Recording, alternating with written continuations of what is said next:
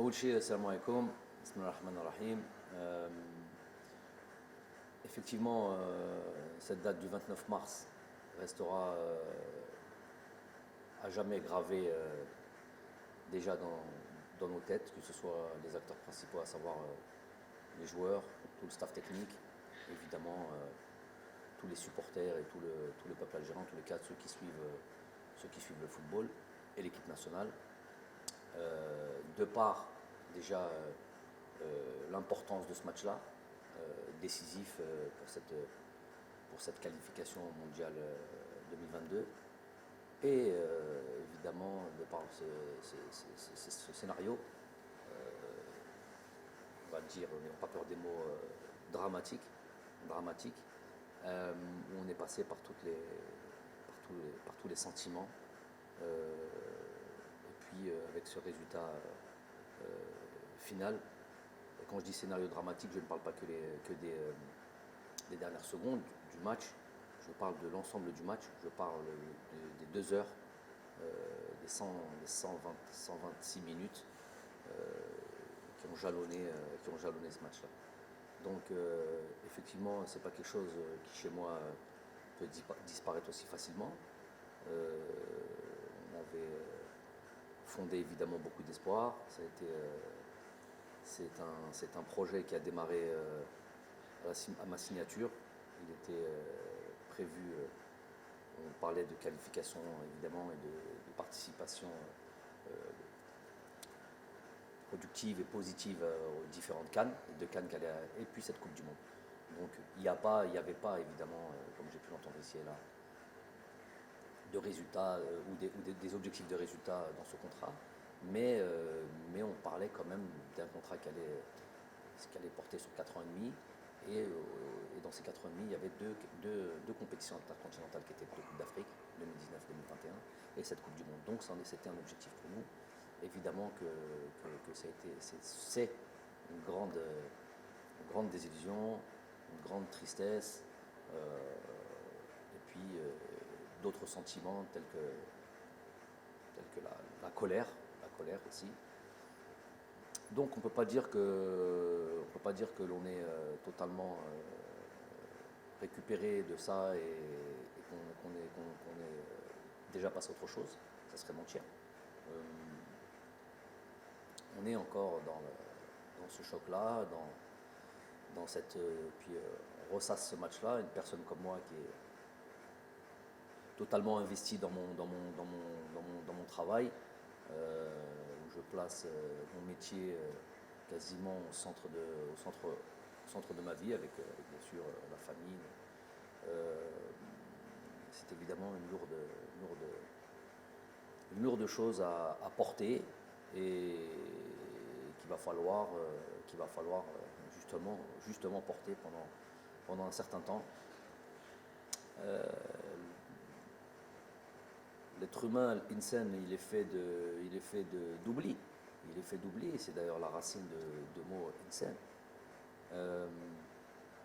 Et c'est sûr qu'avec le temps, les choses entreront dans l'ordre, et s'amenuiseront. Le sentiment de tristesse, le sentiment d'avoir raté quelque chose. Mais ça restera toujours gravé en nous, on le portera tout le temps. Donc ça va un peu mieux, pour répondre plus simplement à la question. Évidemment, chaque jour suffit à sa peine, ça va un peu mieux, mais ça reste quand même assez frais, et les sentiments dont je vous ai parlé au début sont toujours assez vifs.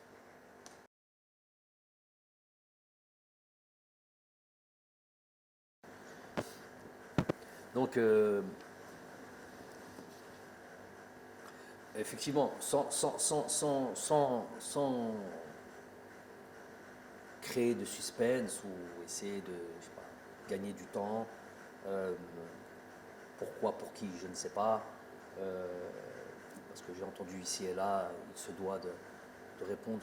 Un investissement avec l'équipe nationale d'Algérie, je suis obligé de répondre un peu plus largement à cette question. J'avais déjà été approché en équipe nationale d'Algérie avant même que je prenne mes fonctions en 2018. Et j'ai à chaque fois tempéré et je l'avais expliqué ça aussi, parce que مسؤولية كبيرة et on ne peut pas, si on ne se sent pas prêt, لما تحس باللي راك جاهز على هذيك المسؤولية وتقدرها, s'aventurer sur ça. Je ne suis pas un entraîneur اللي كان يحوس خدمة, parler de simplement, pas un entraîneur sans emploi ou à la recherche d'un emploi, mais il fallait y aller avec des certitudes, une forme de certitude, même si on n'en a pas tout le temps dans le football.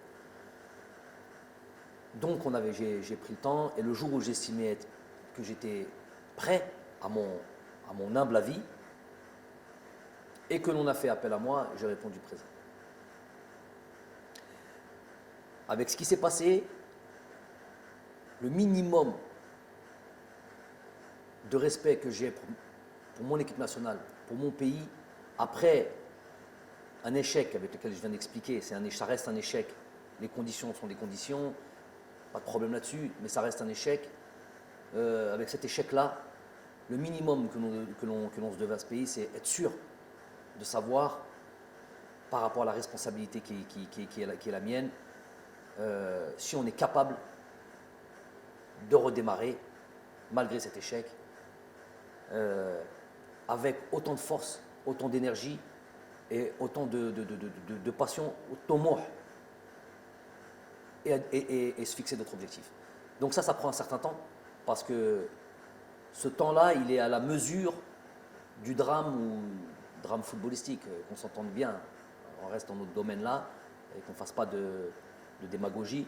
Ce drame footballistique qu'on a pu vivre tous ensemble,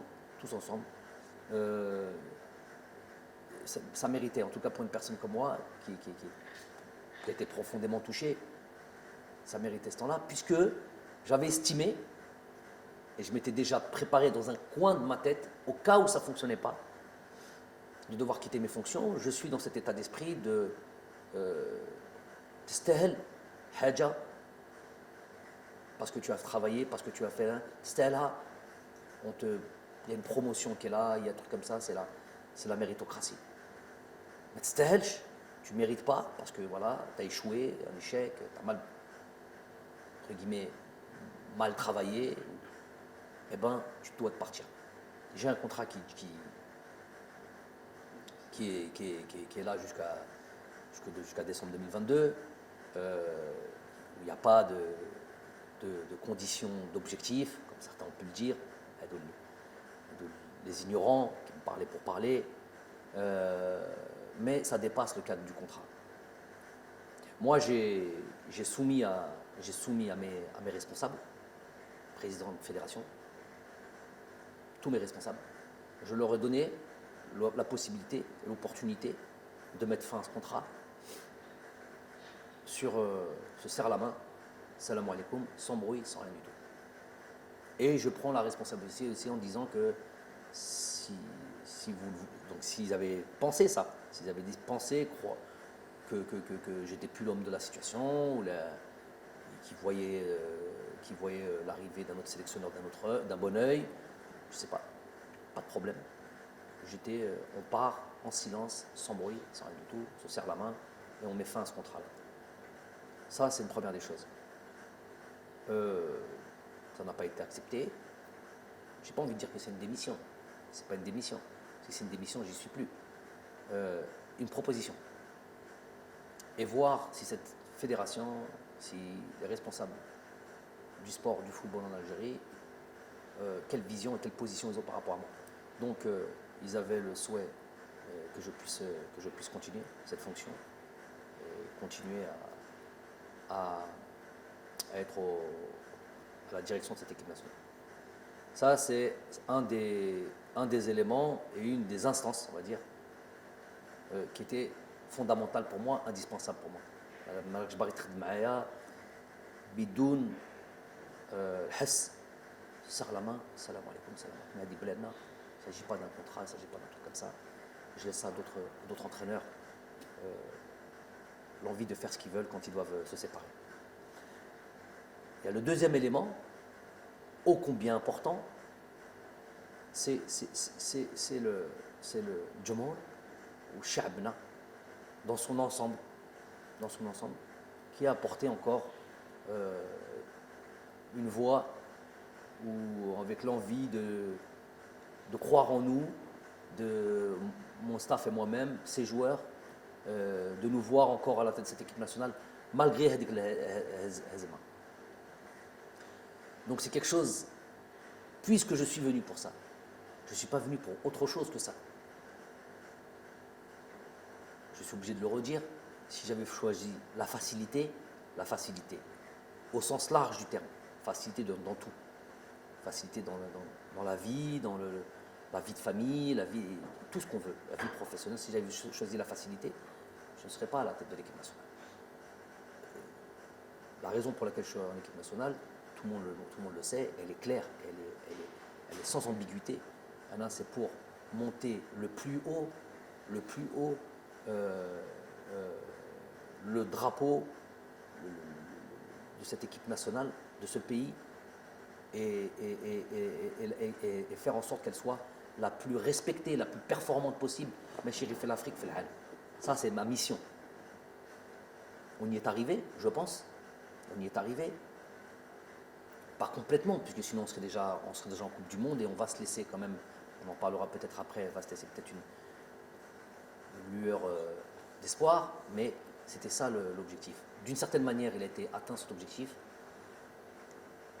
Et ce peuple croit encore en nous, nous croit capable de continuer à leur donner, donner de la joie, faire en sorte de voir cette équipe-là performante, forte, capable de rivaliser avec les grosses nations, capable d'enchaîner des victoires, tout simplement. On est là pour la gagne. Et ça, je ne peux pas tourner le dos à ça, malgré la tristesse, malgré l'accablement, malgré tout. Ça me donne encore plus de force, plus que ces arbitres, plus que ces conspirateurs, plus de l'intérieur comme de l'extérieur, plus que les Nes qui ne sont pas beaucoup à l'intérieur. 6-7 personnes très facilement identifiables, les khedmo مشوار شخص ماشي مشوار des projets qui suivent des projets personnels qui sont là à travers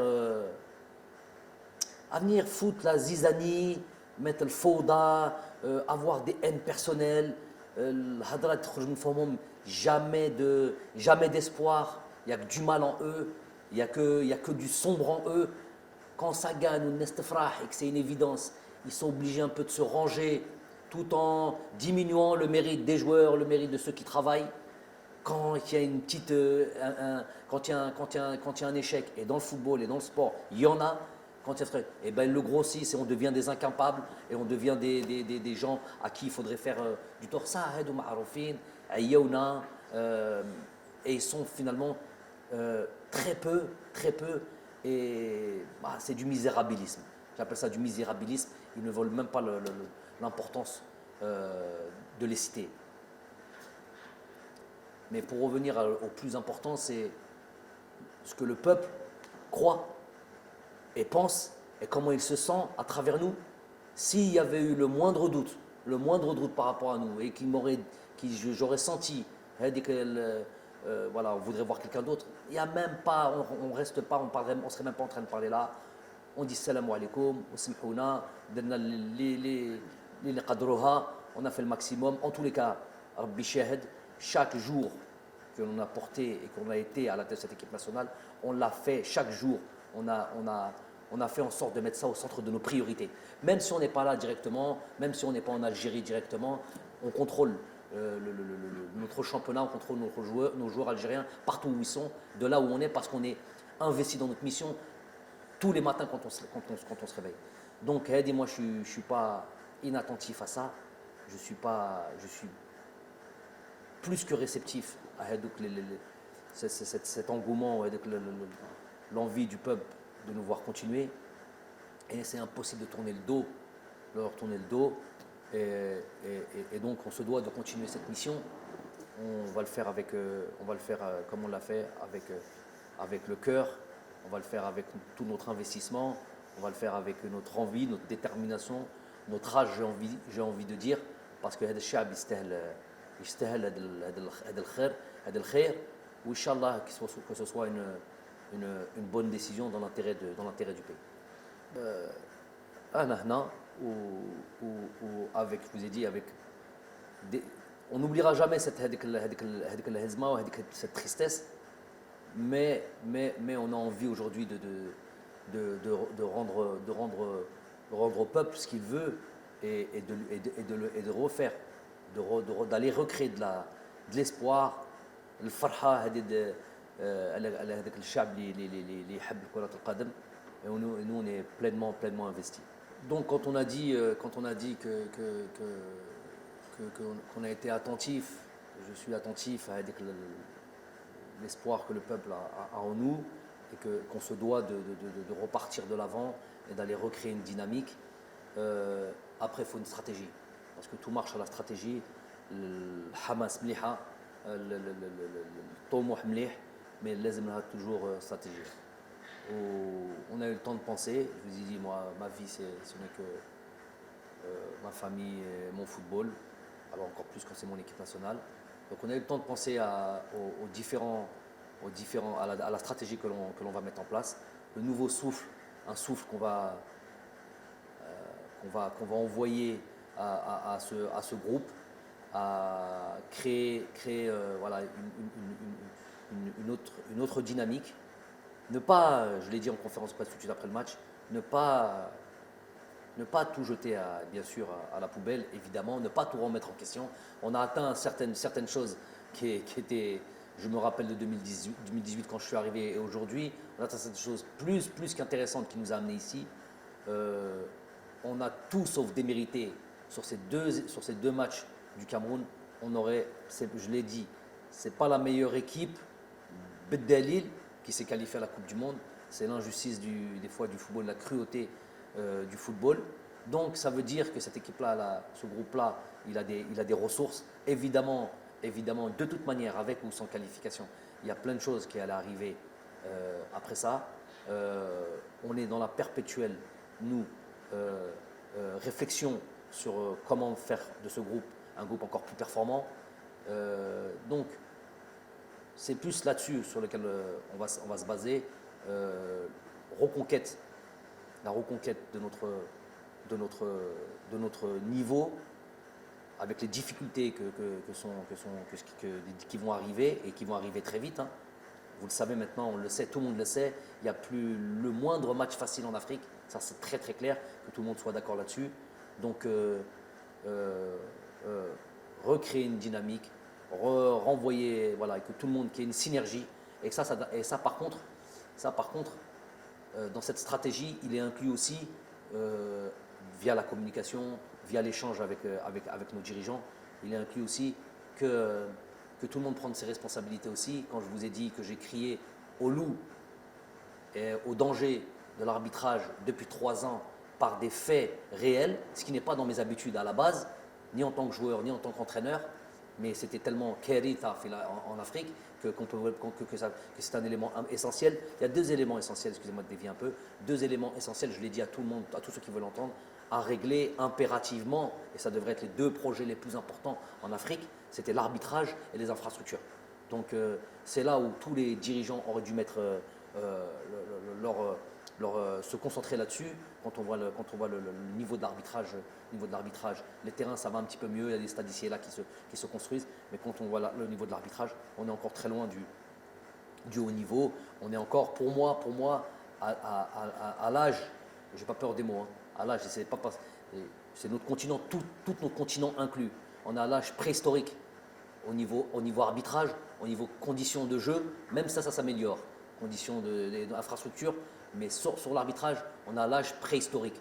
Voulu, pas voulu, est-ce que certains y trouvent leur intérêt dans cette CAF, dans cette peut-être FIFA, je ne sais pas qui, pour que l'arbitrage n'évolue pas? J'en sais rien. En tout cas, c'est un constat, c'est un fait. Celui qui veut venir en parler avec moi, il vient. Celui qui a fait le Meiden, il dit fait le Meiden Maya, on a hadro et on parle concrètement de ce qui se passe. On analyse concrètement ce qui se passe, plutôt que de venir parler et sortir des belles phrases.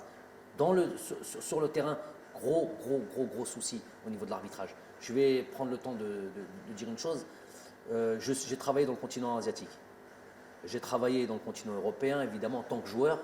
Et j'ai vu comment on a basculé au niveau de l'arbitrage en Europe, comme on est quasiment au niveau zéro, quasiment au niveau zéro erreur, en plus avec la VAR. Donc là, il n'y a quasiment plus aucune possibilité d'erreur. C'est une vraie assistance. C'est une vraie assistance aux arbitres. Il n'y a plus de possibilité d'erreur.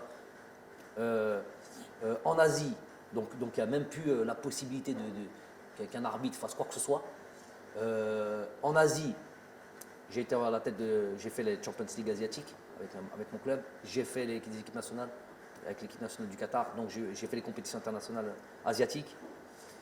J'ai fait des colloques, pas des colloques, des réunions préliminaires aux compétitions que l'on a pu jouer, que ce soit des coupes du Golfe, que ce soit des coupes des championnats d'Asie, des Champions League asiatiques. J'ai fait ces réunions préliminaires. J'en ai fait notamment une avant un championnat d'Asie, je crois, où je le répète et je répète souvent, on sort de la réunion, elle dure 1 heure et demie. On sort de la réunion, tu as l'impression, toi qui est complètement intègre, qu'il va t'arriver quelque chose, tellement ils sont pointus, assidus et exigeants et impardonnables. C'est tolérance zéro en termes d'arbitrage.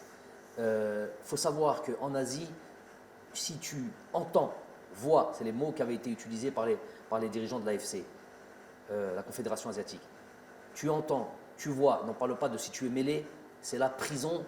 La prison, ça c'est sûr, des peines de prison, des peines pénales, prison et radis à vie du football.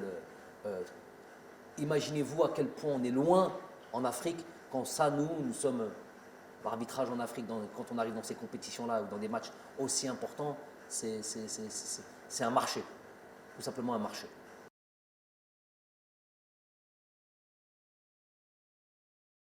Ok, donc effectivement, on est dans ce groupe avec l'Ouganda, la Tanzanie, le Niger. On retrouve le Niger. Comme je l'ai dit, que tout le monde le sait maintenant, il y a plus de petites équipes en Afrique. On a pu le voir durant cette CAN, par exemple, qui a regroupé. On a vu toutes les phases la phase de groupe, toutes les équipes, les grosses équipes. Ne serait-ce, prenons en exemple le champion d'Afrique, le Sénégal, avec cette première victoire, je me rappelle 1-0, 97e minute sur penalty de Mané contre, je sais plus, contre le Zimbabwe, je crois, je ne sais plus contre qui. Ce 0-0 contre la Guinée, bon, la Guinée est quand même une très bonne équipe d'Afrique. Ce 0-0, je crois, contre le Malawi ou comme au troisième match.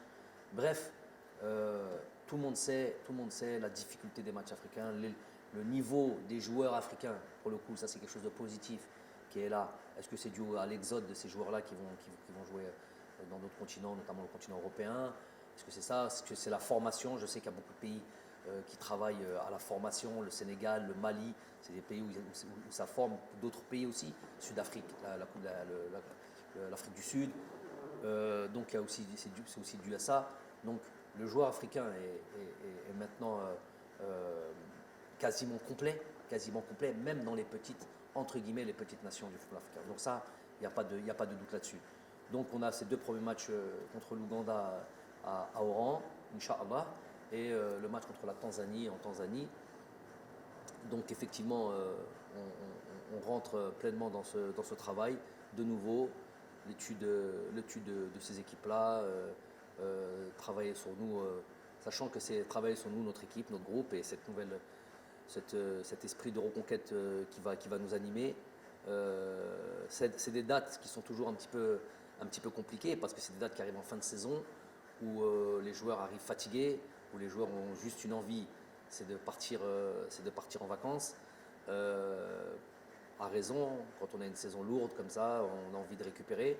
Donc ça c'est une chose, c'est notre donnée. Et avec des championnats qui s'arrêtent plus ou moins tôt, donc il va y avoir des divergences dans la forme des uns et des autres qu'il va falloir prendre en considération. Quoi d'autre? Donc tout ça, ça va être évidemment étudié, suivi, et voilà, faire en sorte, surtout, et puis surtout, voilà, le moral des troupes, parce que effectivement, il va peut-être y avoir des joueurs qui étaient là pour cette double confrontation contre Cameroun et qui ne seront pas là au mois de juin pour ces deux matchs contre l'Ouganda et la Tanzanie. Mais il y aura aussi un noyau qui est là et qui a été touché, je sais, qui est lourdement touché parce qu'ils avaient beaucoup d'espoir dans cette qualification à la Coupe du Monde. Donc, il va falloir aussi remobiliser les troupes, se réinventer, renvoyer de la force au projet que l'on veut mettre en place et que tout le monde adhère à ça. Voilà, que tout le monde adhère à ça. On va s'atteler à ça. Donc c'est là aussi va être la difficulté, en plus de l'adversaire, en plus des deux matchs qu'on va pouvoir jouer dans ce groupe-là, dans ce début de campagne de qualification. Il va y avoir aussi ces éléments à prendre en considération. On va être déjà dessus. Nous, de toute manière, entraîneur que je suis, staff que l'on est, on est dans l'éternelle remise en question. On fait un bilan après chaque stage, après chaque phase finale. On est dans l'échange quasi quotidien. C'est un travail lourd sur lequel on est. Où je vous ai dit, on place notre travail au centre de nos priorités. Donc tout ça là, tout ce que vous venez de citer, évidemment, ça va être mis à l'ordre du jour. Évidemment qu'il va y avoir un effectif qui va évoluer, mais je vous dis,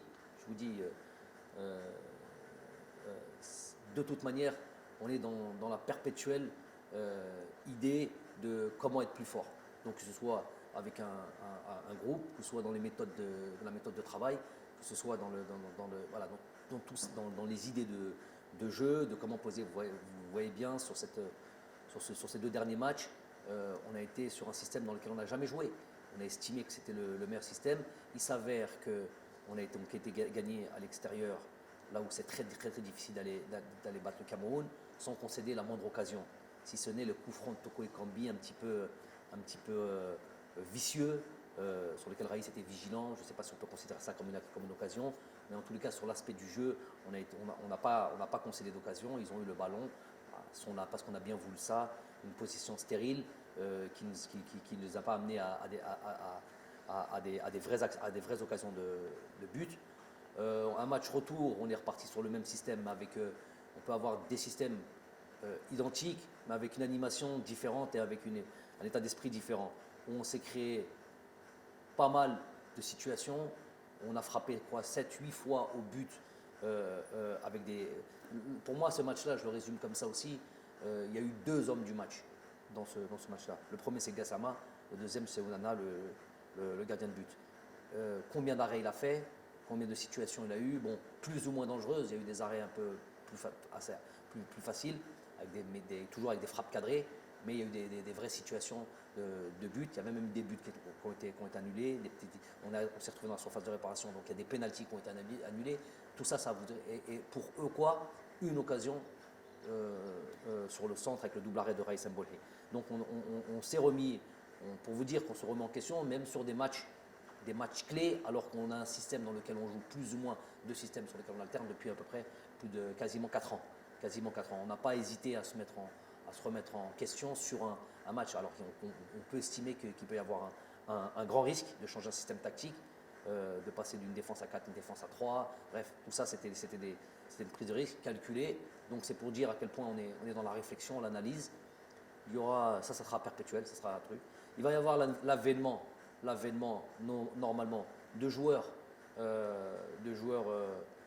qui vont devoir faire comme l'ont fait à leur temps.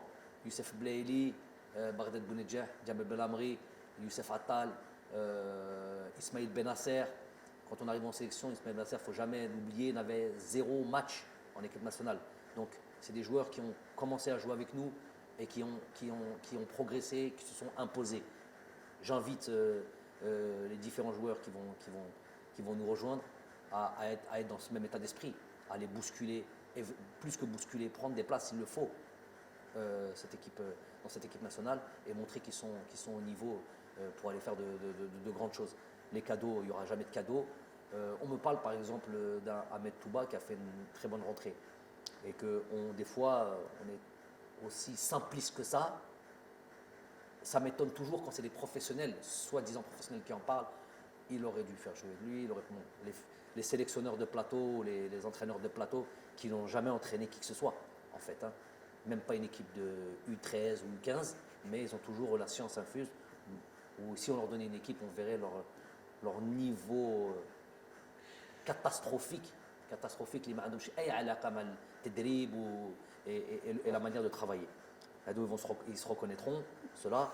Donc, quand on me dit oui, il aurait dû faire jouer lui, après résultat, à 20 secondes, à 30 secondes, on n'aurait rien dû refaire. 30 secondes a suffi à remettre en cause des joueurs et remettre en cause des systèmes. Mais par exemple, je vais parler de choses intéressantes. Un joueur comme Ahmed Touba, par exemple, Ahmed Touba, il y a un début dans lequel il est arrivé, où on a discuté avant, il y a un long process. On ne va pas tous les jours crier « Non, non, non.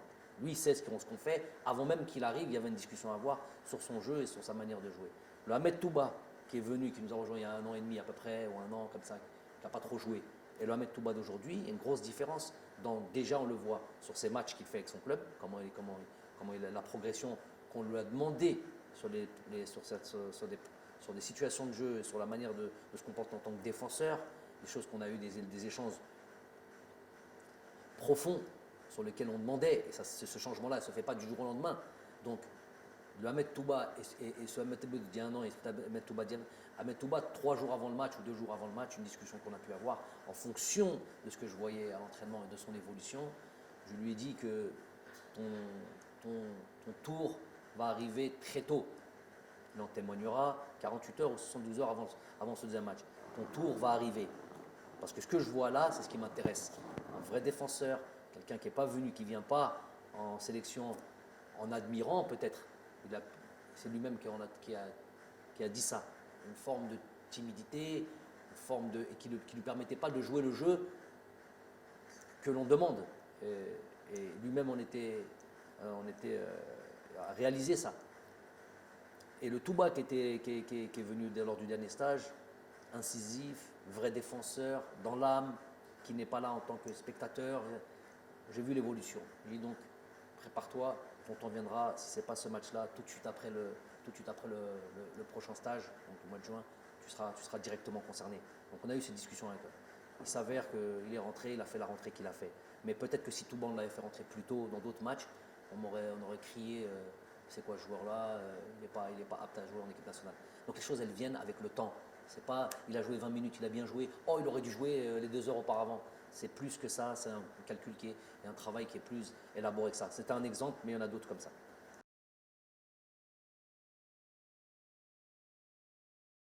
Bon, أول شيء Tchaker ما ننساوش parce que Tchaker nous a donné tellement de joie dans ce match, dans ce stade-là. Il y a eu plusieurs qualifications Coupe du Monde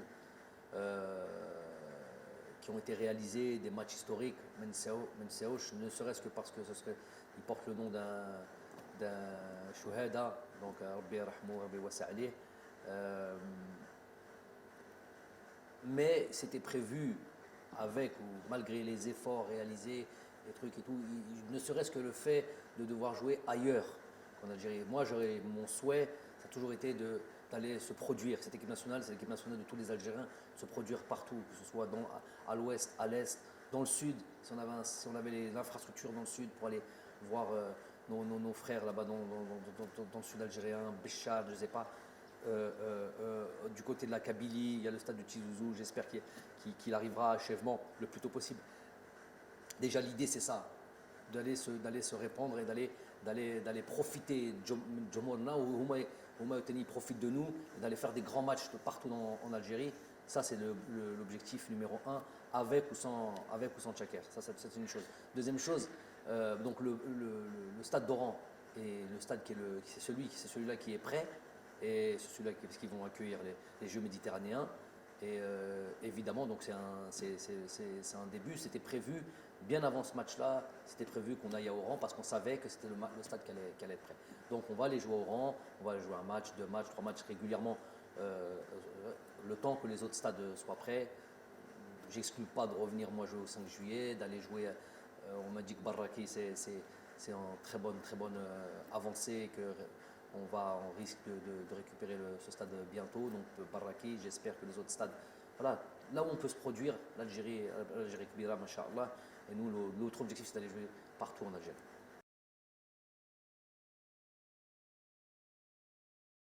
Donc voilà un sujet aussi un sujet important. Donc déjà le président a présenté sa démission. J'ai pas suivi avec assiduité tout ça au départ parce que j'avais besoin de recul, mais j'ai quand même été mis au courant, ne serait-ce que par lui, ne serait-ce que par le président de fédération. Donc à la Koléhal, déjà c'est un président de fédération, malgré les dires et malgré le Hadrat al-Nes, toujours, hein, les rumeurs, nous avons toujours été en relation. Je lui ai toujours montré, évidemment, de par mon éducation et de par mon éthique professionnelle, je lui ai toujours montré le respect d'un entraîneur à un président, d'une personne dans une entreprise, la fédération, admettons que c'est une entreprise, à son supérieur hiérarchique. J'ai toujours eu ce respect-là, c'est mon éducation et c'est mon éthique professionnelle. Le contact et les discussions n'ont jamais cessé entre moi et le président de fédération sortant, jamais. À partir du moment où il a pris ses responsabilités ou qu'il a pris sa fonction de président, on a toujours travaillé ensemble, malgré, on va être très clair et très sincère là-dessus, malgré le fait, et il l'admettra lui-même, que d'un point de vue footballistique, et c'est peut-être pas ce qu'on demande en priorité à un président, malgré sur l'aspect footballistique, il y avait évidemment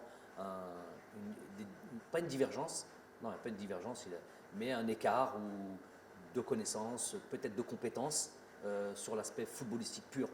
Et donc peut-être un peu moins d'échanges sur l'aspect footballistique, malgré que j'aime en parler, j'aime m'expliquer ce que je fais. Et il a eu le droit à toutes ces discussions, où j'expliquais toujours ce que l'on faisait. Mais voilà, en retour, évidemment, si on veut créer, si on veut comparer par exemple au président que j'avais avant, qui était M. Khaddin Zetchi, qui est issu du football, avec tout le monde, on n'a pas besoin de réexpliquer son itinéraire et où on pouvait plus rentrer sur l'aspect football, mais à la limite, c'est pas le problème.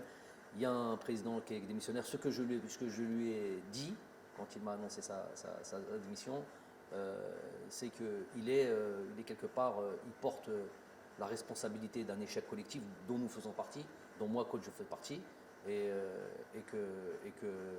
qu'il faut peut-être qu'il y en a un qui paye pour ça, ou peut-être que lui-même, s'il est démissionnaire, c'est que lui-même peut-être estime qu'il ne peut pas mener sa fonction au bout. Je ne sais pas, les raisons lui appartiennent. En tout cas, toujours on respecte les gens, on remercie les gens. C'est une personne sur l'échange humain et très appréciable, vraiment très appréciable. Je n'ai jamais eu le moindre souci, malgré que sur l'aspect humain, sur l'aspect du travail, évidemment, ça c'est partout, ça existe partout. Il peut y avoir des divergences, on donne chacun son point de vue, mais après, ça ne dépasse pas un certain niveau au niveau du respect. Le respect a toujours été là. J'apprécie l'homme. Il n'y a pas eu l'ombre de souci. J'ai fait ce que j'avais à faire en tant que sélectionneur par rapport à un truc. Tout ce qui a été dit concernant nos relations, comme quoi il n'y avait pas de relation, c'est du mensonge. Ça, lui, il le sait, lui peut en témoigner, les gens qui travaillent avec lui peuvent en témoigner, du gros mensonge, comme il est répandu beaucoup chez nous, chez les 6-7 dont on parle là, les 6-7, ils se reconnaîtront, passent leur temps à créer cette nuisance qui fait rien de bien à l'Algérie. Ils n'apportent absolument rien de bien à l'Algérie. Anti-progression, anti-amélioration, anti-espoir, je les appelle. Donc il y a toujours eu la relation avec le président. Il est sortant. Je n'ai, et ça c'est bien que vous me posez la question, très important que vous mettez les choses au clair, devant vous et devant Shab Kamel et devant tous ceux qui vont décider et devant tous les pouvoirs publics et devant tous ceux qui ont un rapport avec l'élection d'un nouveau président de fédération. J'ai parlé tout à l'heure de Khaddin Zetchi. Ceux qui disent encore, on n'est jamais plus sourd que quand on ne veut pas entendre. Ceux qui disent encore que je n'ai pas obtenu satisfaction sur le fait de garder Zetchi, il aurait fallu encore que je demande quelque chose pour ne pas obtenir satisfaction. J'ai jamais demandé, je l'ai dit devant tout le monde, et je l'ai dit en privé devant celui c'est pas un secret de polichinelle, devant le président de la République lors de notre entrevue, quand on avait discuté de tout et de rien, et notamment sur l'arrivée, sur le fait que M. Zetchi partait, il n'y a jamais eu la moindre demande. Le meilleur témoin, c'est le président de la République. S'il y en a quelqu'un qui veut se substituer à ce témoin et qui a un dos plus, qui est plus véridique que le président de la République sur cet aspect-là, qu'il se lève et qu'il se montre. Donc déjà sur Zetchi, j'ai jamais rien demandé et je n'ai pas à demander. Je sais où est ma place. Ce qu'on veut me faire porter, Jamel, il est concentré sur son travail. Tu n'interfères pas dans mon domaine, dans mes prérogatives, comme je n'interfère pas dans tes prérogatives. Les fois où j'ai commencé à parler de terrain, parce qu'on prend ça comme exemple, de terrain de foot, oui, le terrain n'est pas bon, le coach, normalement, il ne parle pas de ça. Mais si je ne parle pas du terrain dans lequel je vais devoir exercer ce que je fais au quotidien, à savoir jouer au football, je vais parler quand? Je vais parler où? Si le terrain est mauvais, j'ai dit le terrain est mauvais, mais ce que je mets en place, moi, à l'entraînement, je ne peux pas le mettre en place au jour du terrain. Ça, il ne faut pas l'interpréter comme le gars, il rentre dans toutes les discussions. Je rentre dans rien du tout. Juste dans mon travail. Mon travail, tout le monde le sait, et qu'on ne me donne pas une importance que je n'ai absolument pas. C'est encore du mensonge, c'est encore de la fumée qu'on veut encore, où on veut créer une forme de truc. Moi, les choses, au moins une chose importante et essentielle, et qui règle beaucoup de problèmes, c'est clair ce que je raconte. C'est que c'est clair et c'est direct. On n'aime pas, ça c'est autre chose. Mais ça c'est au moins clair et direct. Tu me poses une question, je te réponds directement, sans mensonge, comme eux ont l'habitude de faire, ont l'habitude de dire. Donc, pour revenir au président de la fédération, j'ai jamais intervenu sur M. Zetchi. On n'est jamais plus sourd que quand on ne veut pas entendre. Ça c'est une chose qui est très importante. Hadi Loula. Deuxième chose, sur M. Amara, il vient, on lui dit merci, barakallahu fi, que tu n'es pas le seul fautif de ce qui s'est passé. On est tous fautifs là-dessus. Et le prochain qui est à venir, aucune espèce de, comme j'ai fait pour le premier, comme j'ai fait pour le deuxième, ce n'est pas mes prérogatives. Je n'ai pas donné mon avis, dans le sens où déjà ce n'est pas mon travail, un, et deux, je ne connais pas moi le paysage footballistique des dirigeants en Algérie. Je ne le connais nulle part d'ailleurs. Je ne sais pas quel sélectionneur connaît d'ailleurs ce genre de choses. Donc, il y a des gens, je ne sais pas comment ça se passe, les pouvoirs publics, les élections, les bureaux fédéraux. Ces trois choses-là, dans l'ordre, pas dans l'ordre, je ne sais pas, c'est eux qui sont à même de nommer un président. Ils le nomment. Et pour qu'ils nomment un président, il faut qu'il y ait des gens aussi, c'est ce que j'avais dit lors de la dernière fois, il faut qu'il y ait des gens clairs, qui se présentent clairement et qui viennent présenter leur programme. Moi, j'invite ces gens-là à se montrer clairement, pas à se cacher, pas être derrière les 6-7 qui viennent regarder. Vous verrez dans les bouches, il est là, 3-4 plateaux, 2-3 youtubeurs, un ou deux Twitter, pas Twitter, et ils disent la même chose. Ils ont un groupe WhatsApp, ils se transmettent. Le fait du jour, c'est ça. Aux gars, de là où ils sont, je ne sais pas comment ils appellent ça, les mouches, moi je ne suis pas des nouvelles technologies, là, les mouches qu'on envoie comme ça sur le net ou je ne sais pas quoi, et ils balancent tous la même chose. Tout ce qui fait du mal au pays. Cela, c'est tout ce qui fait du mal. C'est cela qui amène la noirceur. C'est cela qui amène l'ambiguïté. C'est cela qui amène le bab dans le pays. On ne sait plus qui dit quoi, mais qui est désinformé, malhonnête. Hadou, je les appelle vraiment. Tu peux ressentir, j'ai pas peur des mots, au fond de lui, il a un discours de l'Algérie, le drapeau, Hadra Sha'bawiya. Ça, tu l'entends. Mais dans les faits, c'est tout le contraire. Je vous l'ai dit après la conférence de presse, il y en a, c'était l'Eid avant l'heure. Ils ont festoyé, ils étaient heureux comme pas possible. Wallah, heureux comme pas possible. Leur épouse, ce jour-là, leur demandait n'importe quoi, elle leur donnait. C'était un jour de fête pour eux. C'était là où tout le monde pleurait, ils se reconnaissent et ils le savent. Au fond d'eux, ils le savent. Par contre, un jour, il y a eu une ambiguïté sur les termes que j'avais employés. Il n'y a plus d'ambiguïté.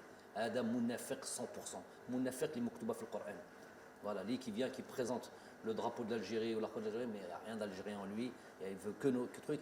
Il y a sa poche, ses intérêts nefsi. Ça, c'est clair et net. Et c'est quoi leur poche? Et alors, je répète pour cette histoire de président, pour que vous sachiez un peu le fonctionnement, c'est important. Keshfouhum au moins. J'ai rien à perdre là-dessus. Jamel Belmadi, oui, il a un truc sur le. Je suis en train de dire au pouvoir public, aux bureaux fédéraux, à tous ceux qui vont élire. Moi, j'ai rien à voir là-dedans, ne me demandez pas là-dedans. Ramenez le président de fédération que vous voulez. Moi, je ne travaille pas pour un président de fédération, je travaille pour. Ça va être mon supérieur hiérarchique, ça va être avec lequel je vais devoir travailler. Mais moi, je travaille pour l'équipe nationale d'Algérie, je travaille pour mon peuple. Comme le président de fédération va venir travailler pour le peuple. Donc, je n'ai absolument pas à me mêler de tout ça. Qu'ils aillent faire leur truc, peu importe qu'ils amènent. C'est clair, il n'y a plus de trucs. Par contre, Hadou, qui veulent promouvoir quelqu'un, l'email ou ce quelqu'un ne veut pas se mettre en avant par son programme, par un engagement clair.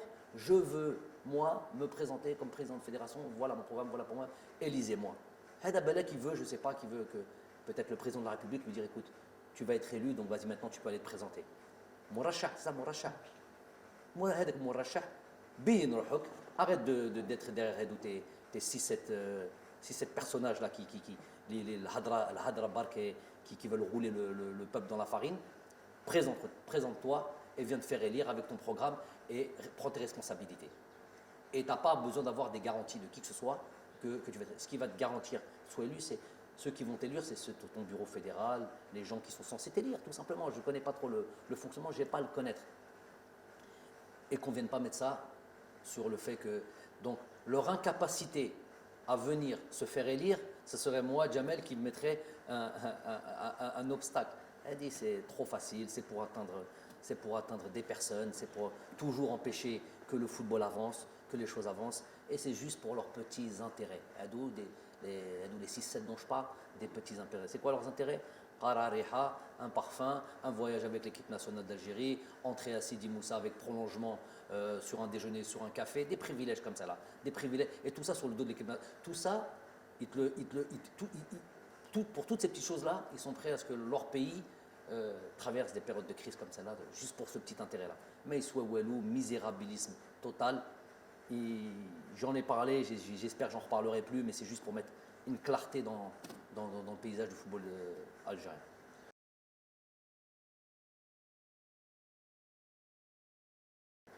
Ben Kemlo, moi ce que je veux dire c'est que on est certes enragé, on est certes déçu, on est certes, n'ayons pas pour des mots, traumatisé. Ben ça, voilà. Demain matin, le jour se lèvera et la force des hommes et d'un peuple, c'est aussi de se relever. Donc nous, on va se relever. Plus jamais de la vie, on laissera 2-3 personnes conspirer contre notre pays. On ne laissera plus jamais un arbitre comme ça venir mettre à mal un pays. Je suis obligé de dire que je n'ai pas aimé du tout le lendemain du départ de cet arbitre à l'aéroport d'Alger, le voir confortablement assis dans les salons à boire un café et un millefeuille. Ça, j'ai pas aimé ça. J'ai vidé mon sac chez cet arbitre-là. Je l'ai croisé en Turquie après, j'ai pris le vol. Je lui ai redit la même chose. Je lui ai dit qui il était. Mais ça, j'ai pas aimé que nous puissions accepter ce genre de choses. Nous, quand on va dans ces pays, quand on va en Afrique, souvent, c'est pas ces traitements de faveur que l'on a. Hada, il a enlevé l'espoir de tout un peuple et on le laisse comme ça. Je ne dis pas qu'il faut le tuer, je ne dis pas qu'il faut le truc, mais mettre Hada Haggar, Hada plus que Haggar. Donc ça, j'ai pas apprécié. Il ne faudra plus jamais accepter ce genre de choses. Inch'Allah, هذا الشعب الجزائر إن شاء الله يزيد يفرح ويزيد إن شاء الله qu'on vit encore des moments comme ça de joie, d'allégresse dans le futur. En tous les cas, nous, on va faire le maximum, on va s'atteler à ça, staff technique, joueurs. De toute manière, il va y avoir des joueurs. Bien sûr, il y a des erreurs ici, là, bien sûr, il y a des choses qu'on peut leur reprocher, mais dans l'ensemble, je les félicite, mais on va devoir encore faire plus et ils vont devoir encore démontrer encore plus d'envie pour leur pays dans un esprit de reconquête.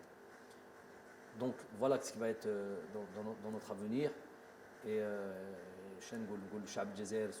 a fait les Qadr sur les derniers jours. Rabbi Inch'Allah يقبل صيامنا يقبل nos duas Inch'Allah وان شاء الله نكملوا هذه الصيام بالصحه والهنا وصحه رمضانكم صحه عيدكم. On vous dira son temps et honneur. Voilà.